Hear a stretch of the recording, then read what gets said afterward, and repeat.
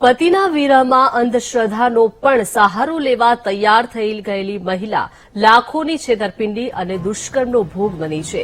અંધશ્રદ્ધામાં દુષ્કર્મ અને છેતરપિંડીની ઘટના અમરેલીમાં બની કે જ્યાં ભુવા સહિતના શખ્સોએ 7 વખત પરિણીતા સાથે દુષ્કર્મ આચર્યું અને વિવિધ વિધિ કરાવવાના બહાને 3 લાખની છેતરપિંડી આચરી। અત્યારે હું એક જગ્યાએ પાટ ઉપર બેઠો હતો, આવ્યો તો બીજા ભાઈ ભેગો, આપડા કામ હાટું કાંઈ નહીં, એટલે અહીંયા થોડુંક આડું આવ્યું, સમજ્યા? આડું ઈ બાબતે આવ્યું કારણ કે આપડે ચોકી મારેલી છે ને ઓલી મેળીની, એટલે તો હવે હું કાલે સાંજે ઘરે પહોંચી જઈશ, બરાબર? જવાનું છે, બરાબર ને? એમાં 20,000 નો ખર્ચો છે, રેડી? મારે તમારે હું લઈ આવવાનું એ તમારે લખવું જ લખી લો, પછી તમારે ફોન કરી મને પૂછવું નહીં। હા બોલો। ગળ્યું નારિયેલ પાણી વિનાનું, એક કારું કપડું, 10 રૂપિયાનો અડદ, 3 લીંબુ, 3 ચાટણી, 5 રૂપિયાનો સિંદર, આટલી વસ્તુ લેતા આવજો। વાંધો નહીં। અને 20,000 ખાતું, બરોબર? હા રેડી બેન? બરાબર। શું કામ વાર લાગશે ખબર હે? મારા પરિચય જાઓ પધરાવા જવાની છે ને ઉજ્જૈન, એ વ્યવહાર કરી નાખી, પછી આપડે બધું વહીવટ થઈ જાય। શું છે, ચોકી ઉભી રાખી છે મેં, બરોબર?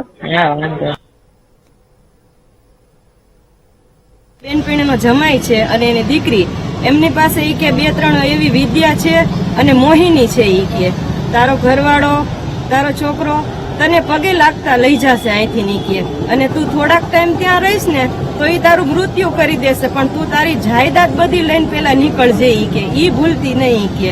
એ પછી હું અમરેલી આવી, મારી દીકરીને અમે બે પાયમલ કરી નાખી, મને પૈસે ટકેથી માણસથી મારા ઘરવાળા સાથે વાત ન કરવા દે, ફોન મારો ઝટી લે, પછી માનસિક ત્રાસી હતી અમને મારી દીકરીને દેવા માંડ્યા, પછી તોય અમે થોડાક ટાઈમ એની પાસે રહ્યા, પછી અમે કીધું કે હવે અમારે અહીંયા રહેવું નથી, અમારે અમારી ઘરે વહી જવું છે।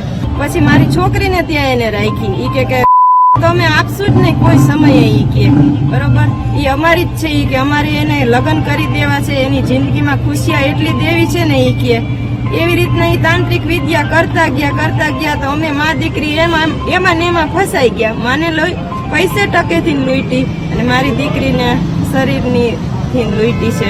ત્યારબાદ અન્ય વ્યક્તિ દિનેશ રીબડિયા એમનો સંપર્ક કરાયો અને એમની સાથે પણ આ પ્રકારની વાતચીત થઈ। આમ અલગ અલગ મુકેશ ભેસાણીયા, રાધિકાબેન, ભારતીબેન, સુનિલ રાવળ અને દિનેશ રીબડિયા, આ 5 લોકોએ અલગ અલગ સમયે તાંત્રિક વિધિના નામે અલગ અલગ સમયે અલગ રીતે પૈસા પડાવ્યા હતા। ત્યારબાદ જયારે પૈસા પૂરા થઈ ગયા ત્યારે ભોગ બનનાર બેનને એવું કહેવાયું કે તમારે આ તાંત્રિક વિધિમાંથી નિકાલ પ્રોપર લાવવો હોય અને તમારા બાળક છે એમને કોઈ નુકસાન ના થાય, તમારા બાળકનું જીવનું કોઈ જોખમ ના થાય, એ માટે તમારે મારી સાથે શારીરિક સંબંધ બાંધવો પડશે, એ રીતનું કઈ એમને ધમકાવી, ડરાવી અને એમની જોડે બળાત્કાર પણ ગુજાર્યો હતો, જેથી આ 5 લોકો સામે તથા એક અન્ય વ્યક્તિ સામે તપાસમાં જે બી ખુલી આપે એ તમામ લોકો સામે બળાત્કાર, છેતરપિંડી, ઠગાઈ, મદદગારી, ગુનાહિત કાવતરું, લગતની વિવિધ કલમો હેઠળ ગુનો દાખલ કરવામાં આવ્યો છે અને 5 પૈકી 4 આરોપી તાલુકા પોલીસ દ્વારા હાલમાં અરેસ્ટ કરવામાં આવ્યા છે। ભુવો છે તેને રાજકોટની યુવતી અને તેની માતાને તંત્ર વિદ્યા અને અંધશ્રદ્ધાનો ભોગ બનાવી અને અમરેલીના તાંત્રિકે એનો હવસનો શિકાર બનાવી અને માતાની પાસેથી બંને એકૂટ મળીને આશરે 3 લાખથી વધુની રકમ પણ ઓળવી ગઈ છે। તે સંબંધી અમરેલી તાલુકા પોલીસ સ્ટેશનની અંદર ફરિયાદ દાખલ કરવામાં આવી છે, આરોપીઓની ધરપકડ કરી છે અને તપાસ ચાલી રહી છે।